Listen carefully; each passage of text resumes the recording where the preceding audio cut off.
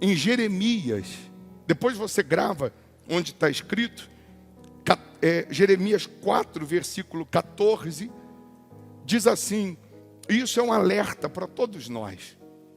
Isso é um alerta seríssimo para todos nós. Diz assim o versículo 14, lava o teu coração da malícia. Lava o teu coração da malícia. Ele não está dizendo que ele vai lavar para mim, não. Eu tenho que lavar o meu coração da malícia. Ó Jerusalém, para que sejas salva, está escrito. Por que eu estou lendo esse versículo e comparando com o que a gente acabou de cantar? Ao tempo da inocência eu quero voltar. Da pureza eu quero voltar.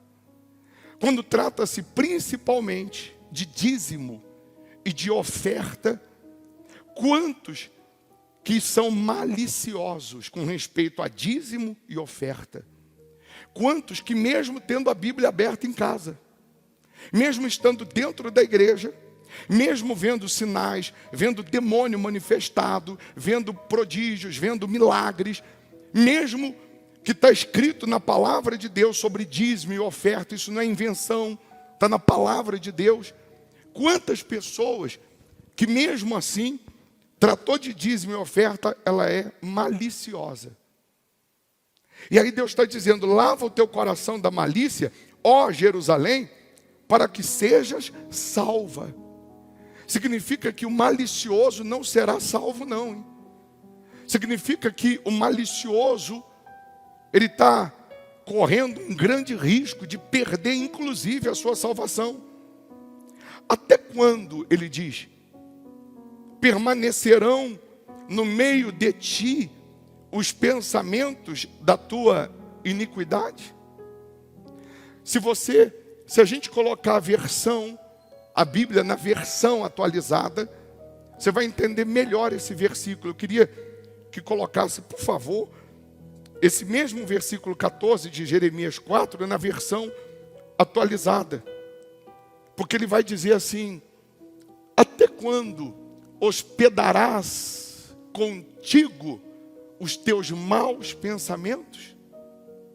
Até quando você vai hospedar, você vai guardar, você vai abrir o teu peito, a tua casa espiritual, o teu templo espiritual, e você vai hospedar a malícia, os maus olhos, os maus pensamentos, com respeito a dízimo e com respeito à oferta. Eu já disse para você que o lugar em que mais existe ou existem crentes clamando por Deus é o inferno. Agora, nesse minuto, lá no inferno, o que mais tem são pessoas chamando por Deus. Pessoas que um dia tiveram a oportunidade que nós temos, mas elas deixaram a malícia prevalecer. Elas deixaram o apego ao material prevalecer. Elas deixaram o apego às coisas materiais predominarem. Ela deixou a malícia prevalecer. E ela está no inferno hoje, onde há choro e ranger de dente. Lá no inferno, ela grita, ela clama, meu Deus, meu Deus, meu Deus. Mas já foi, já é tarde. Agora não adianta. Aí, para finalizar no versículo 18, ele diz, o teu caminho e as tuas obras te fizeram estas coisas. Esta é a tua maldade ou calamidade que é amargosa e que te chega até o coração.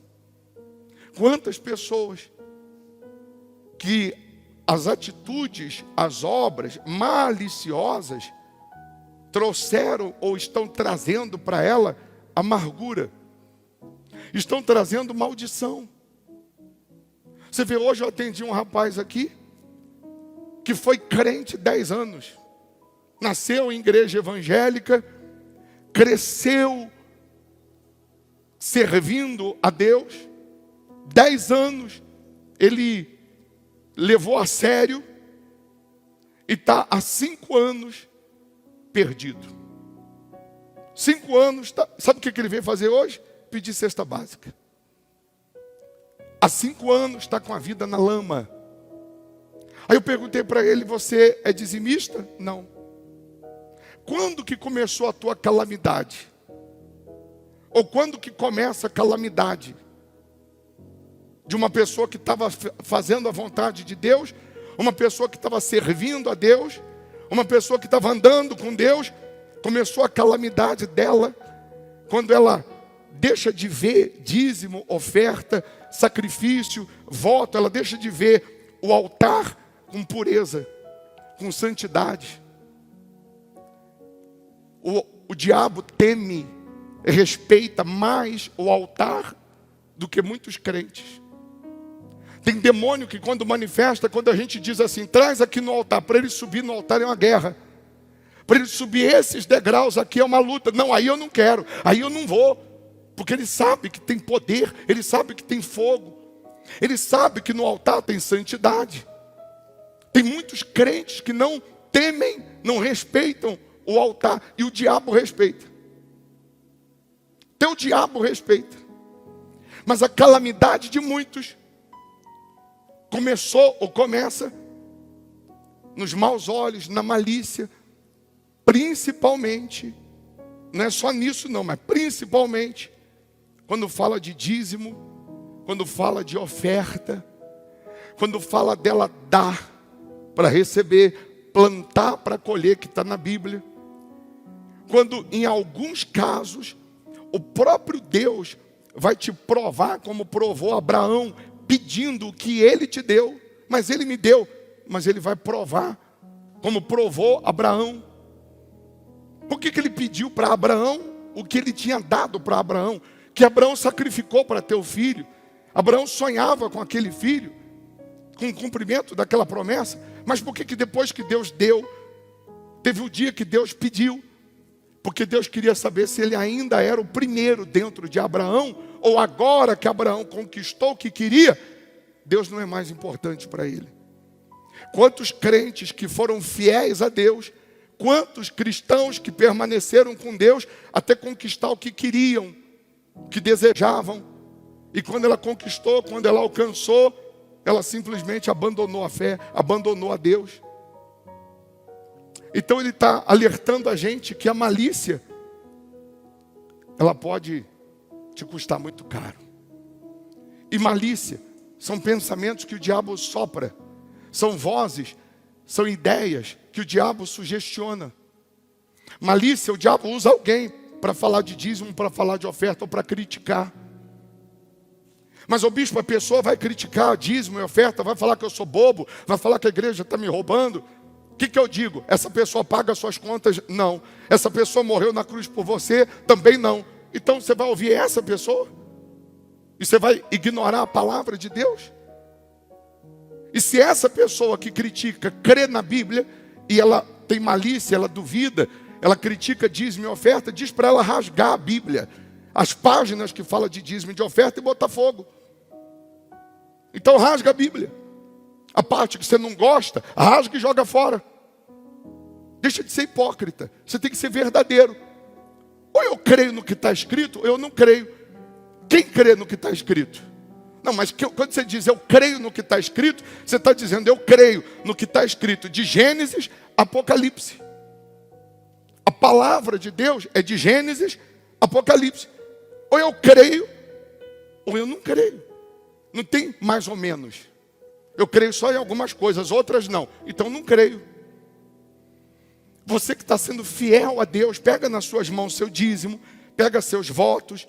Você que está pela internet e você é dizimista, é fiel, tem um voto de ser dizimista. Você está sendo dizimista. Você que está pela internet, você pode dizimar agora, ofertar agora pelas contas da igreja, transferindo o seu dízimo, sua oferta. E caso você queira, você manda o seu comprovante no WhatsApp para a gente apresentar a Deus. Você que está aqui na reunião, pega seus dízimos, seus votos, traga aqui na frente, coloca aqui na sacola. Se precisar passar o cartão, passa o cartão. Se precisar fazer um Pix, mesmo você que está aqui na reunião, faz um Pix, faz transferência. Mas sendo você fiel, Deus é fiel a você. Podem sentar os demais.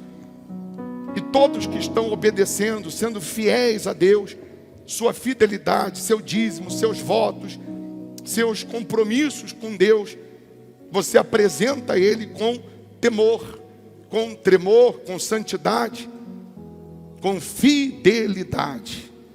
Podem sentar e cantem em espírito. Vamos lá. Ao tempo da inocência eu quero voltar. Ao tempo da pureza eu quero voltar.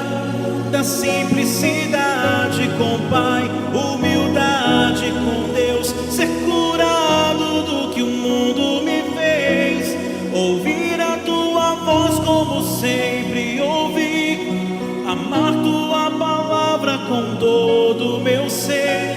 Ó Deus, tô com saudades de ti, saudades de ti, saudades de ti. Ó Deus, tô com saudades de Ó ti. Deus, tô com saudades de ti, saudades de ti, saudades de ti. Amém. Podem sentar os obreiros também, por favor. Eu queria meditar com você mais uma vez.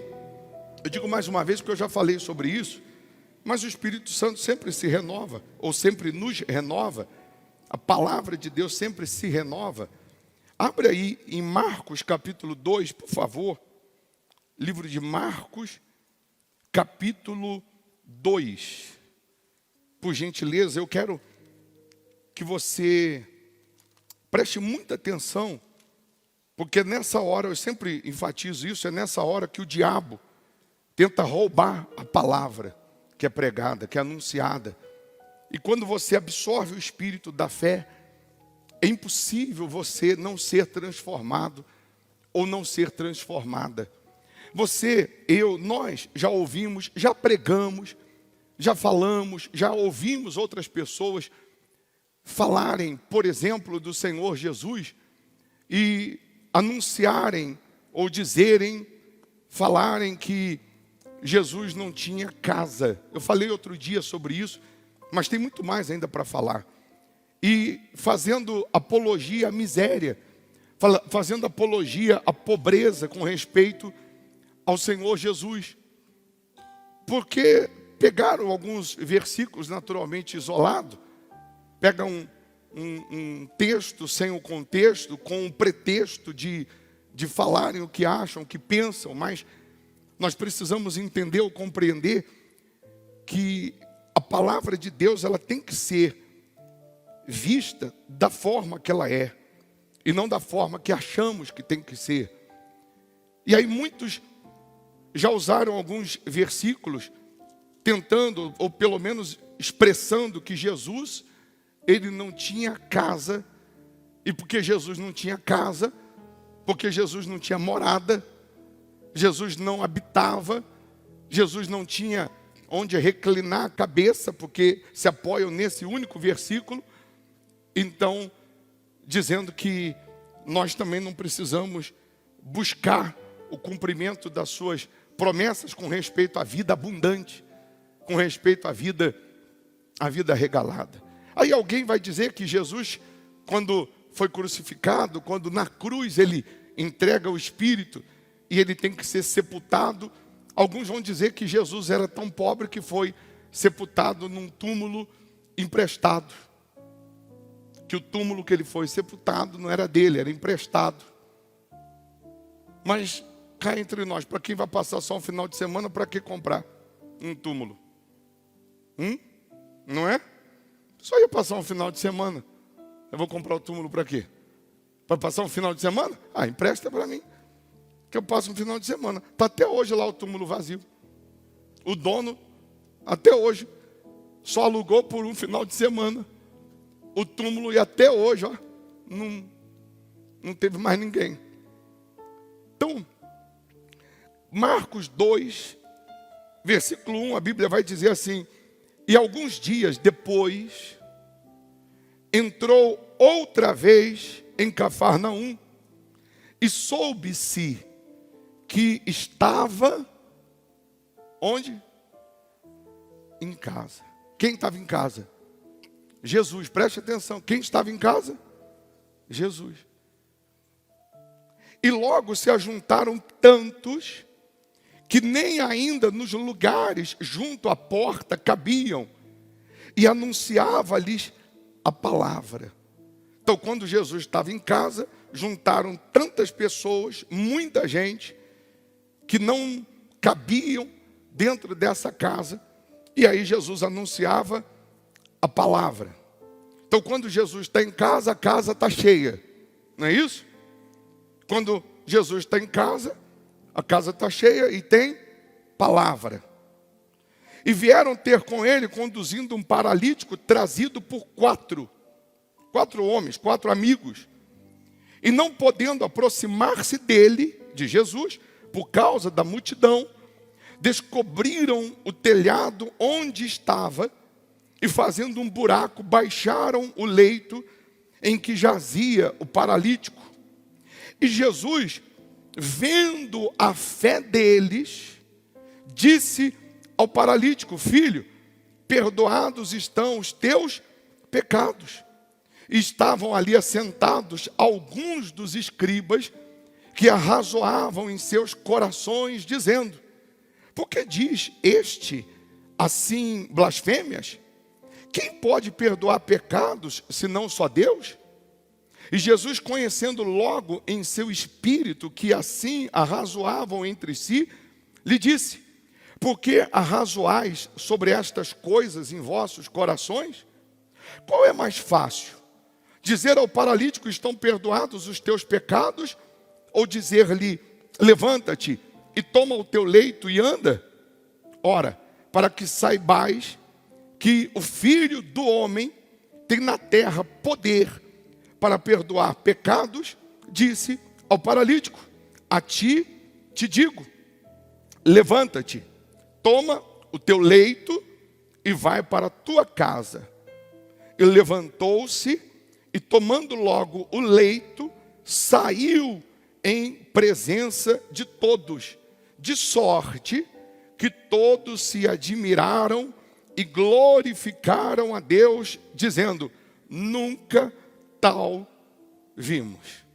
Então, quando Jesus está em casa, a casa está cheia, tem palavra, pecados são perdoados, milagres acontecem e tem adoração a Deus. Preste atenção para você entender onde nós vamos chegar com essa pregação e o que isso tem a ver com você, comigo. Quando Jesus está em casa, grava isso, a casa está cheia. Quando Jesus está em casa, primeiro ele tem que estar em casa. Aí a casa está cheia. Tem palavra. Tem perdão de pecados. Tem cura. E tem adoração a Ele.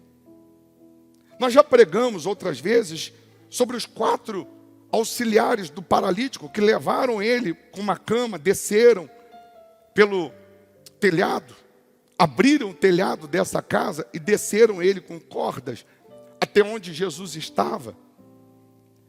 Os 4 que auxiliavam o paralítico são também 4 amigos que nós temos que ter conosco na nossa caminhada, que é a fé, a confiança, perseverança, determinação. Mas eu queria falar do telhado da casa, ou do dono da casa, porque a gente sempre fala do paralítico que abriram o telhado, mas nunca que a gente diz quem é o dono da casa, porque você está na sua casa. A sua casa está lotada, está cheia, e alguém destelha a sua casa, alguém abre o seu telhado, alguém danifica a sua casa. E você não vai falar do dono dessa casa, você não vai falar do proprietário dessa casa.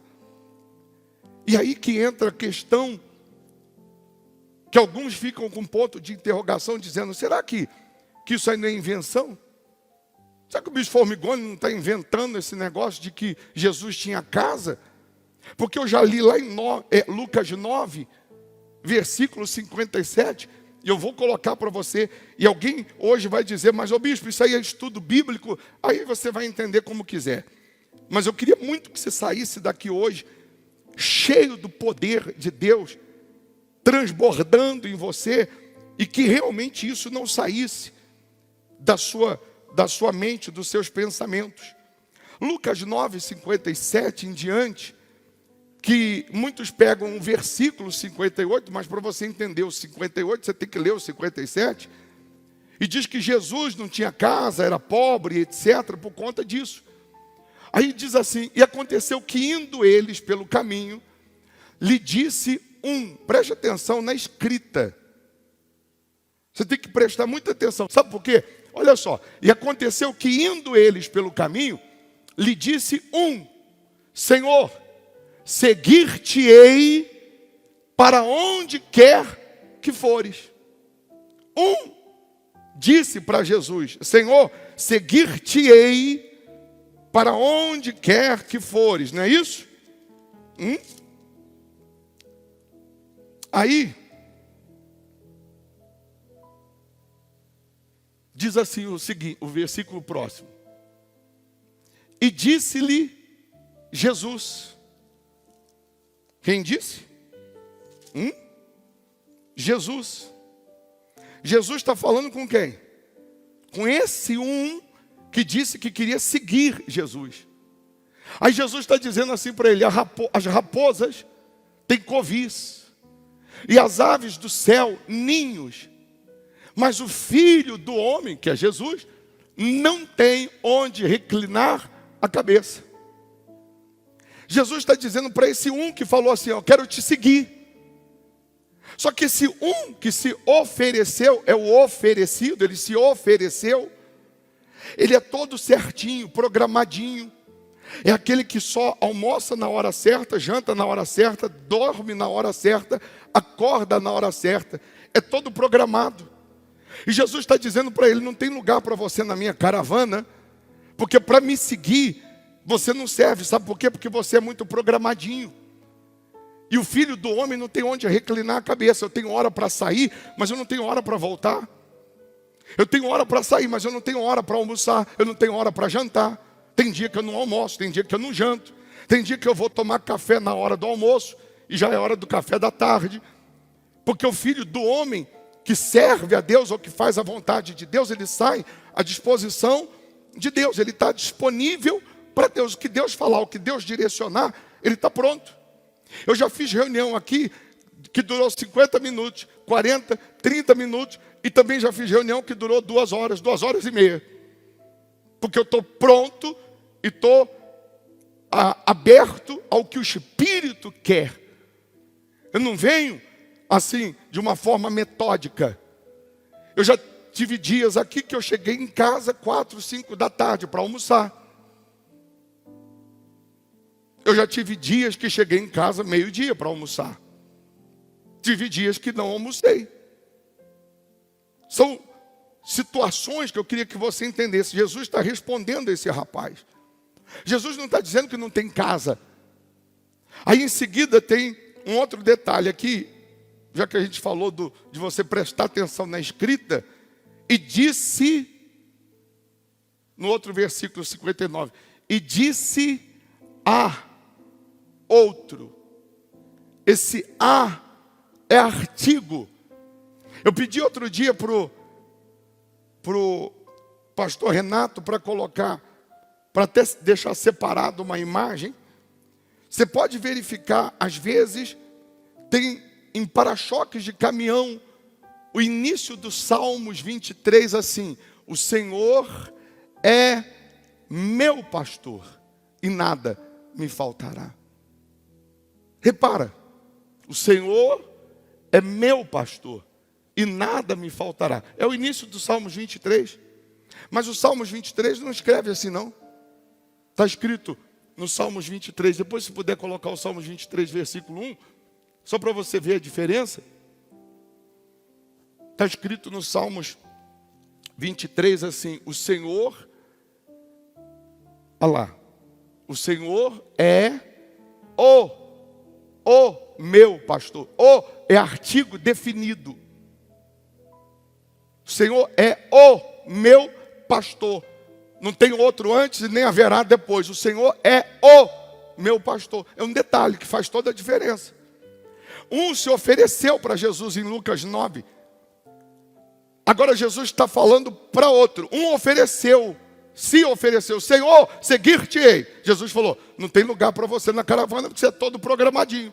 Para programadinho não tem lugar na caravana, porque o programadinho, se não almoçar, jantar, dormir na hora certa, ele reclama.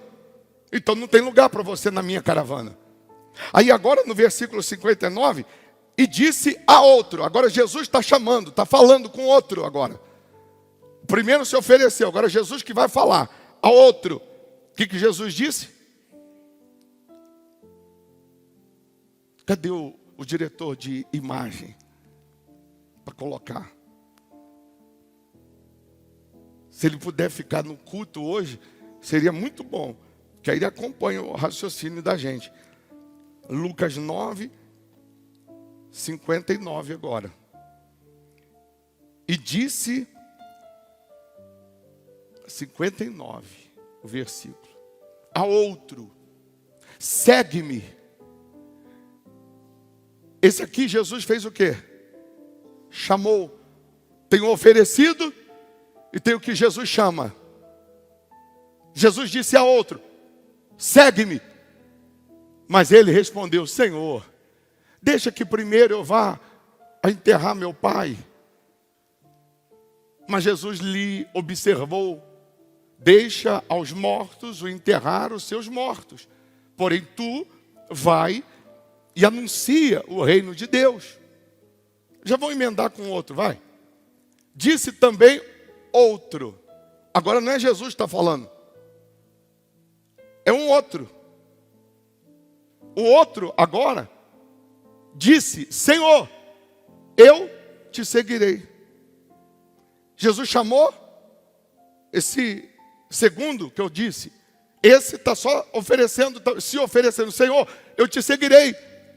Mas deixa-me despedir primeiro dos que estão em minha casa. Aí Jesus vai dizer assim, e Jesus lhe disse: ninguém que lança mão do arado e olha para trás é apto para o reino de Deus. Então preste atenção. Primeiro é o oferecido, não tem lugar na caravana porque é todo programado e aí não tem lugar, não está disponível. O segundo, Jesus chama, mas ele dá desculpa. Ele diz que vai em casa, vai enterrar não sei quem. O terceiro se oferece, mas diz assim: primeiro eu vou atender as minhas vontades, primeiro eu vou resolver o meu caso aqui, vou me despedir da minha família, eu vou falar com a mamãe, com o papai, aí depois eu vou te seguir. Olha, eu vou te seguir, mas não vai ser agora não. Eu vou te seguir, Senhor, mas não vai ser nesse momento não. Primeiro deixa eu fazer do meu jeitinho aqui, depois eu vou te seguir. Eu queria muito que você entendesse. Jesus disse: aquele que pega no arado e olha para trás não é digno do reino de Deus. Quem é esse que pega no arado e olha para trás? Que Jesus está dizendo isso. Jesus está falando com três tipos de pessoas: o oferecido, mas que é todo programadinho, certinho, metódico, e não serve, porque por ele ser todo metódico, certinho, quando não comer na hora certa, não dormir na hora certa, não tiver o descanso certo, na hora certa, no dia certo, a folga dele, ele vai murmurar, vai reclamar, ele vai começar a olhar para trás, não serve, ele não está disponível para Deus. O outro, Jesus está chamando, mas ele está dando desculpas para Jesus. E Jesus falou: deixa os mortos enterrarem os seus mortos.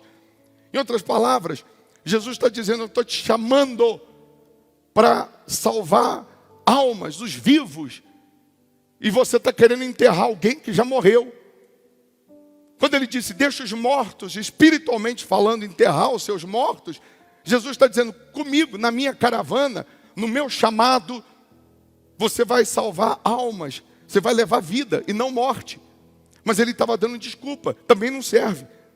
E o outro também se oferece, mas ele dá logo uma desculpa que só pode seguir depois que ele se despedir da família, depois que ele atender os seus desejos. Eu quero que você entenda que você só está aqui nesse culto porque Deus te chamou. Você não é nem o oferecido, você não é nem aquele outro último, mas nós estamos aqui porque fomos chamados. Eu não sou pastor porque teve um dia que eu acordei e falei, sabe de uma coisa, eu acho uma boa ideia eu ser pastor. Não, eu sou pastor porque Deus me chamou. Eu sou pastor porque Jesus me chamou. E porque Ele me chamou para ser pastor, eu não posso ser o metódico, o programadinho, eu não posso ser aquele que dá desculpas, eu não posso ser aquele que quer atender as minhas necessidades e deixar as de Jesus, ou a fé, ou aquilo que Ele orienta para trás.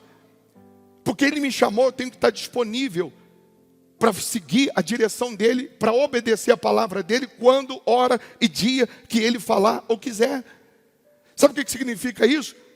Que eu peguei no arado, eu decidi aceitar o chamado de Jesus, e eu estou com as mãos no arado, e desde o dia que Ele me chamou, eu não posso olhar para trás, porque Ele me chamou, Ele me escolheu, Ele te chamou, Ele te escolheu. E quando Ele te chamou, te escolheu, e você veio, você chegou aqui, você pode estar aqui pela primeira vez, mas você é chamado. O que é olhar para trás? É você desprezar tudo o que Ele tem pela frente, e o principal, a eternidade. E o principal, a salvação. Eu poderia ficar nesse versículo aqui e abriria aqui um leque de pregações ou de explicações, mas aí a gente vai esquecer do que começamos nessa reunião, falando do paralítico que desceu pelo telhado. Eu só estou falando para você entender que muitos dizem que Jesus não tem casa, por causa desse versículo, que Ele estava respondendo o oferecido, dizendo que o Filho do Homem não tinha onde reclinar a cabeça, que não tem nada a ver isso com casa. Mas o bispo, então, me prova, me mostra que Jesus tinha casa. Mateus 13, versículo 1, coloca para mim, por favor. Mateus 13, versículo 1. Tendo Jesus saído de casa, naquele dia, isso aí é o versículo 1 de Mateus 13. Mateus 13, versículo 1. Olha só que bacana. Tendo Jesus saído de casa, naquele dia, estava assentado onde? Junto ao mar. A Bíblia está dizendo que Jesus estava saindo de casa naquele dia e se assentou junto ao mar. Isso aqui prova para a gente, mostra que a casa que Jesus estava, saindo de casa, da casa dele, era na praia, pé na areia. Mas ainda não estou convencido, bispo. Mateus 9, 10, por favor, volta Mateus 9, 10. Vamos lá. E aconteceu que estando ele, onde? Em casa, sentado à mesa, chegaram muitos publicanos e pecadores, e sentaram-se juntamente com Jesus e seus discípulos. E a casa não era pequena não, tá? Mas ainda não estou convencido. Marcos 9, 33. Marcos 9, 33. Você vai chegar lá, não vamos chegar lá. 9, 33. E chegou a Cafarnaum, e entrando em casa, perguntou-lhes: que estáveis discutindo entre vós pelo caminho? Aí você vai ver Jesus chamando os 12, sentando com eles à mesa, na casa de Jesus. A casa não era pequena não. Marcos 7, 17 então, vamos lá. Pronto. Depois, quando deixou a multidão e entrou em casa, os seus discípulos o interrogavam acerca desta parábola. Tá bom, João 1,35 então, para acabar logo, vai. E vamos voltar lá no paralítico que desceu pelo telhado. João 1,35. 1,35. Cadê?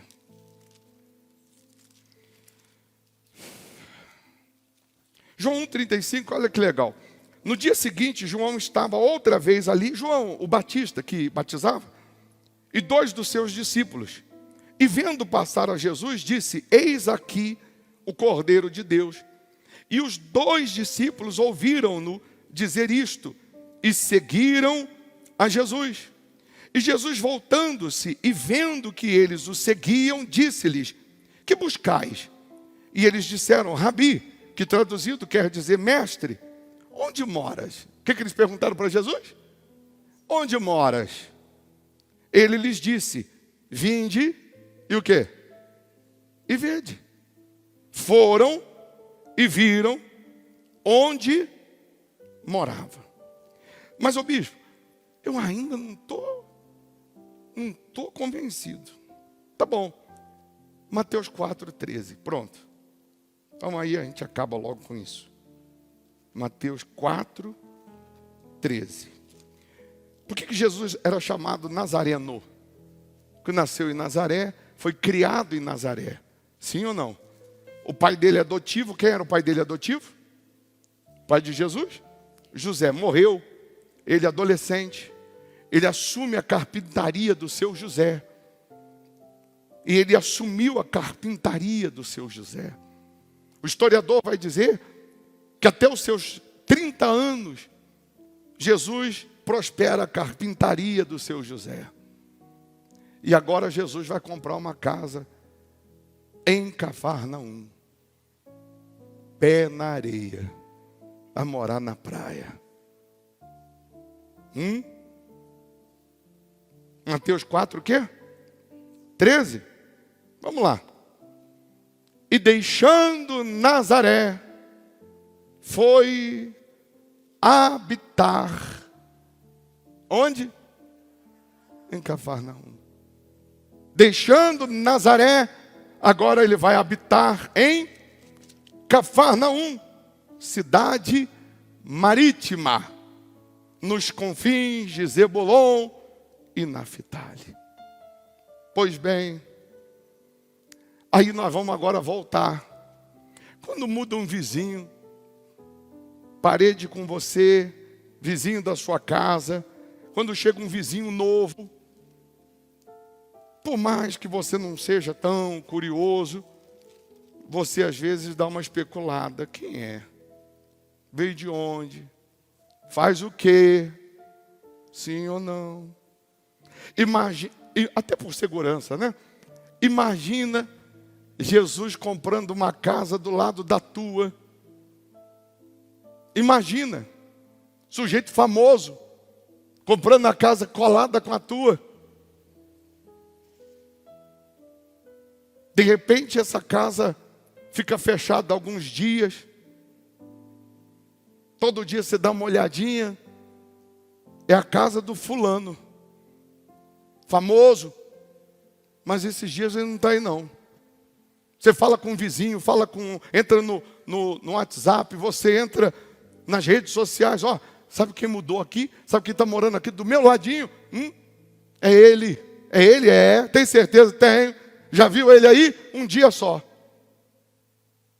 Mas quando ele chegar aí, quando ele aparecer, você me avisa? Aviso. Quando ele chegar aqui, quando a casa abrir as janelas, eu aviso. Quando ele estiver em casa, deixa comigo. Quando Jesus está em casa, a notícia corre. Os vizinhos, meu caro, a boca miúda, a notícia corre quando Jesus está em casa.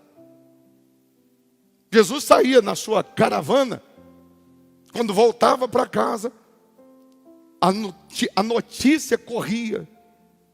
Lá em Marcos 2, que nós lemos no início dessa pregação, está dizendo que Jesus estava onde? Em casa. Todo mundo foi para lá. Até, curioso, quem duvidava, foi todo mundo para a casa de Jesus. Ver a casa de Jesus. Jesus está em casa? Está em casa. Marcos 2, o quê?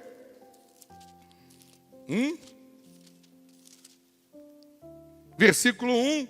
E alguns dias depois entrou outra vez em Cafarnaum e soube-se que estava em casa. E logo se ajuntaram tantos que nem ainda nos lugares junto à porta cabiam. E anunciava-lhes a palavra. Aí nós vamos entender, Jesus está dentro de casa. Começa a chegar gente, vai chegando gente. E aí Jesus está pregando para essas pessoas: abrem o telhado da tua casa, descem um paralítico em cordas.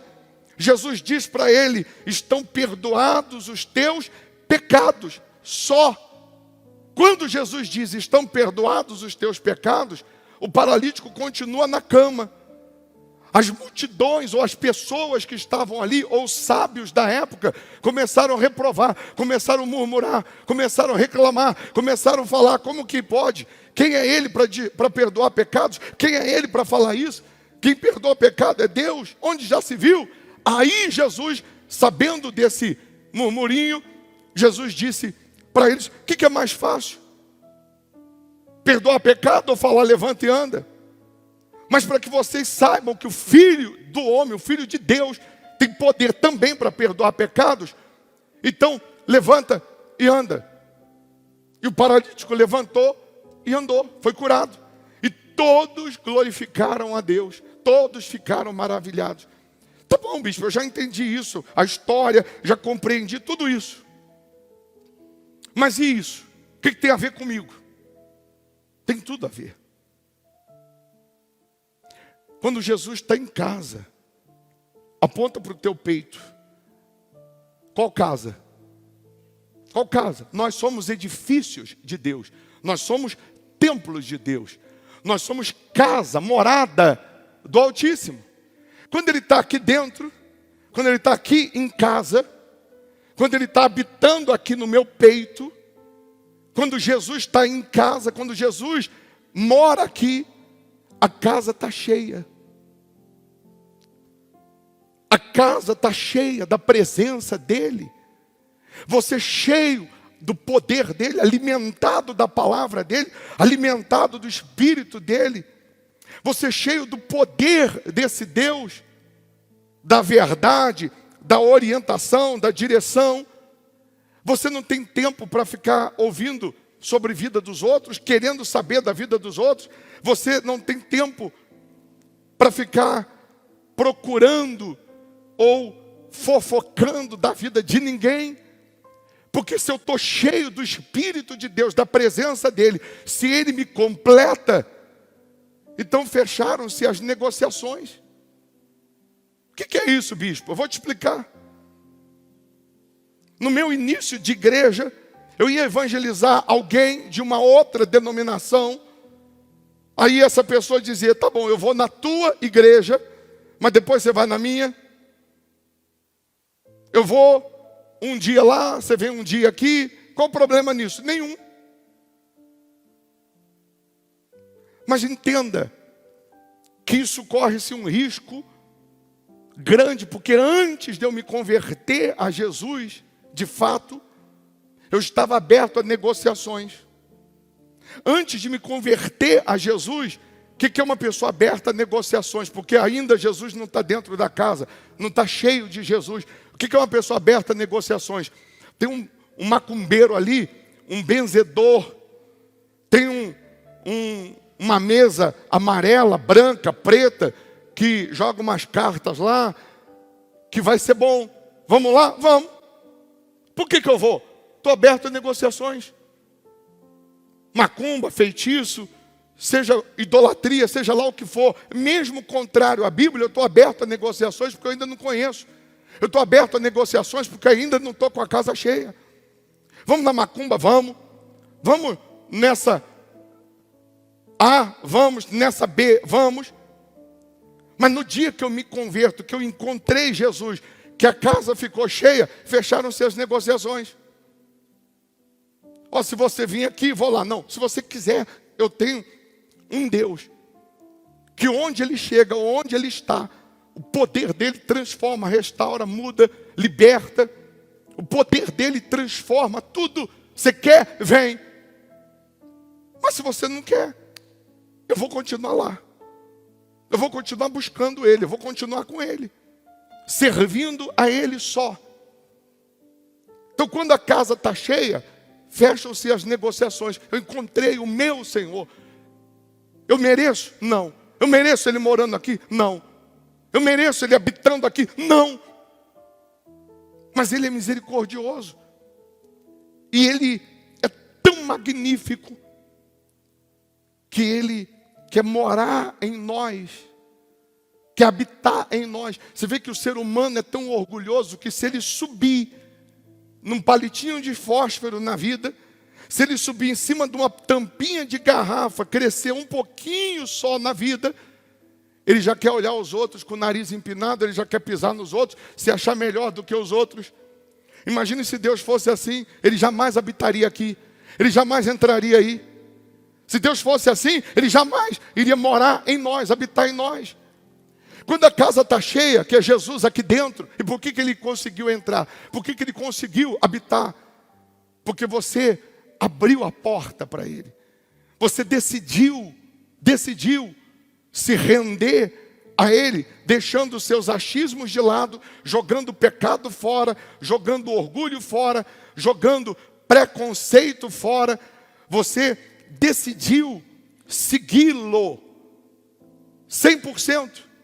Ele vai entrar. Quando a casa está cheia, tem palavra. Quando Jesus está morando em nós, a palavra dele é que permanece. Nos seus momentos difíceis, nas suas lutas, nas suas tempestades, nas suas dificuldades, às vezes você não tem ninguém naquele momento para desabafar, para falar, mas a palavra dele que está aqui dentro sempre salta aos seus ouvidos. Nas horas difíceis, vem um versículo, vem uma frase, uma palavra: confia, não temas, insista, não desista, persevera, perdoa, seja perdoado.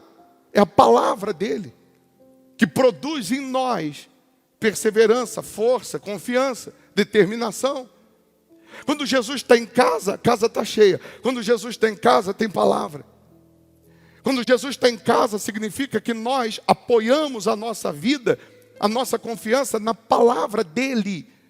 Não é no fulano, no beltrano, não é na placa. Nós apoiamos a nossa fé na palavra. Quando Jesus está em casa, a casa está cheia. A casa estando cheia tem palavra.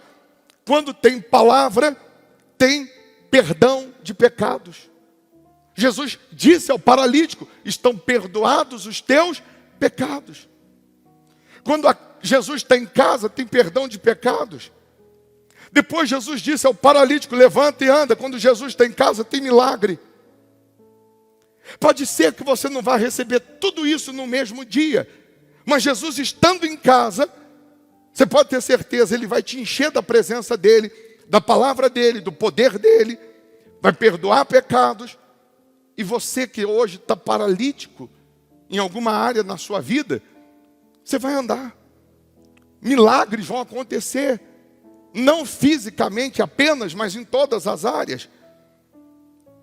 E se tem milagre, tem também adoração, glorificação. Vou repetir, quando Jesus está em casa, a casa está cheia. A casa estando cheia tem palavra. Se tem palavra, tem perdão de pecados. Tem perdão de pecados, tem milagres acontecendo. Paralítico andando. E se tem milagres acontecendo, tem adoração a Deus. Preste atenção, por favor. Para você que às vezes diz assim: eu me afastei de Jesus. A gente às vezes não percebe, mas a parábola do filho pródigo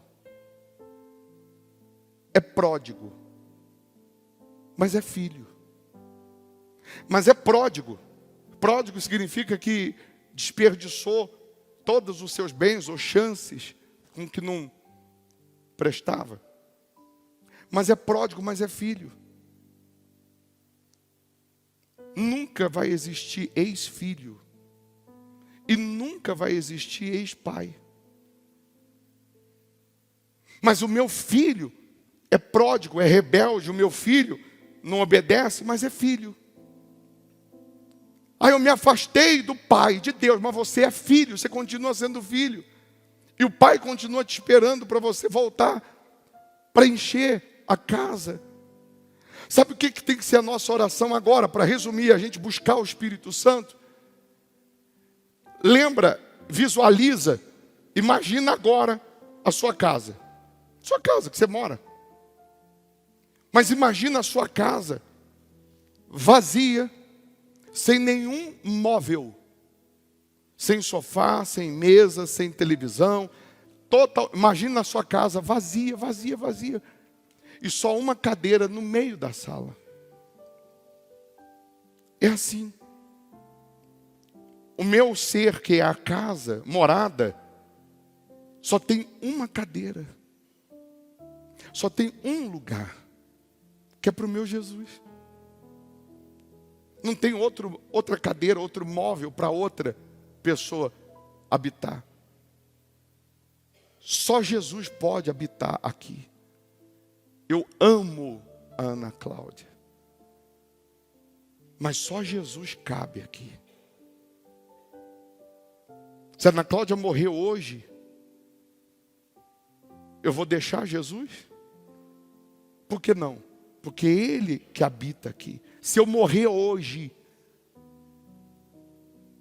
quem dera se Jesus me levasse hoje. Já pensou?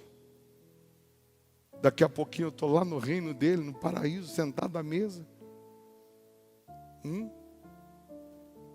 Mas se eu morresse hoje, Ana Cláudia ia deixar Jesus?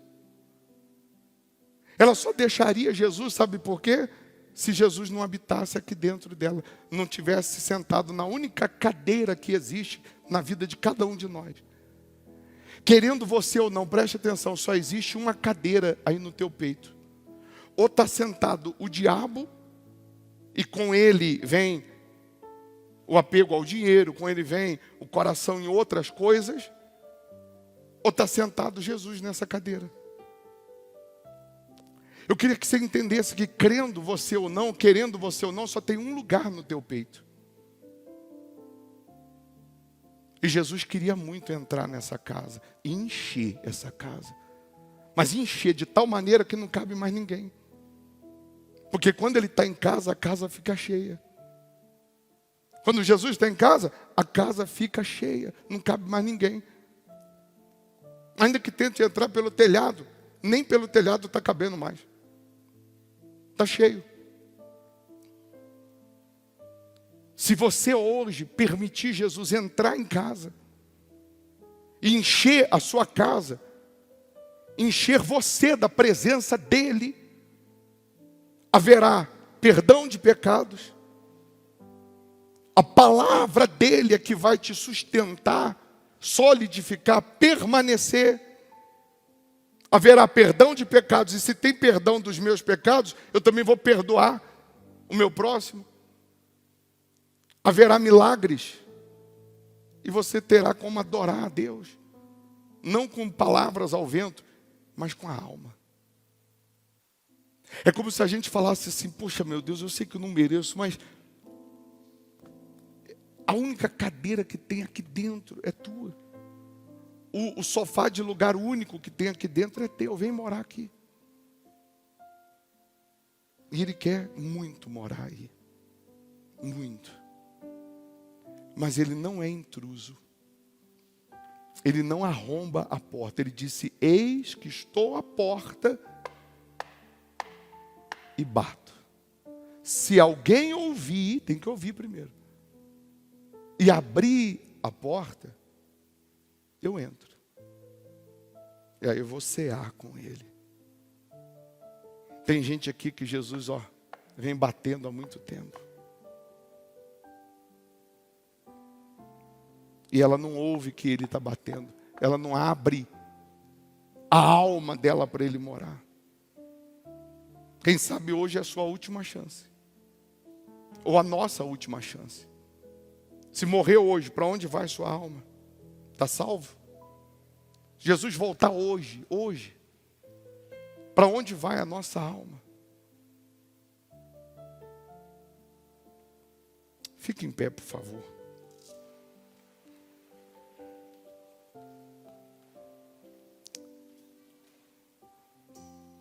Para a pessoa que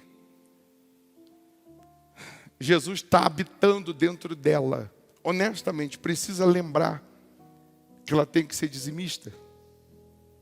Ela tem prazer. O que chega na mão, ela tem prazer de devolver o dízimo. Ela tem prazer de honrar a Deus.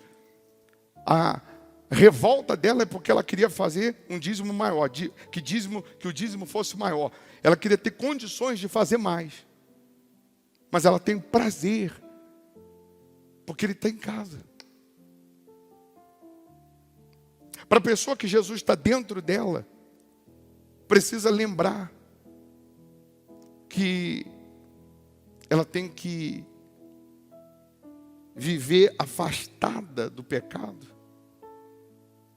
Para a pessoa que Jesus está em casa, precisa lembrar que ela tem que renunciar o seu eu, o seu ego, às vezes a carne, porque eu já disse, tem coisas que não é libertação, é renúncia, você tem que renunciar.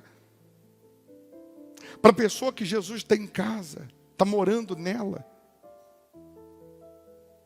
não precisa falar muita coisa, porque o Deus que está dentro dela é a palavra viva, orientando, instruindo, dirigindo. É a palavra dizendo, vai para cá, vai para lá, vem para cá, faz isso. É a palavra.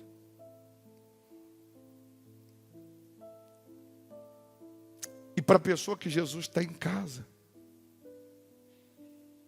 está morando aqui dentro, tenta tocar nela, tenta fazer o mal a ela, você vai arrumar um problema.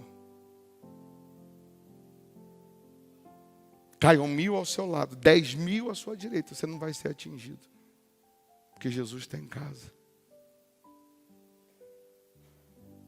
Para a pessoa que Jesus está aqui, está em casa, está morando nela, ela conversa face a face.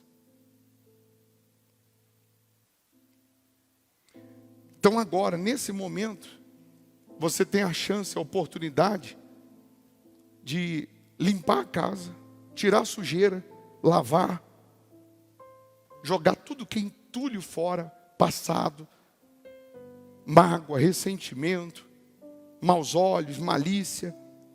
Agora você tem o poder de fazer uma faxina espiritualmente, colocar a única cadeira que existe no centro da sua vida, para que Jesus possa entrar daqui a pouco. Ele está chegando. Dá tempo de você limpar tudo isso. Dá tempo de você jogar fora tudo que não presta. E eu, no seu lugar, já deixava a porta entreaberta, porque Ele está chegando.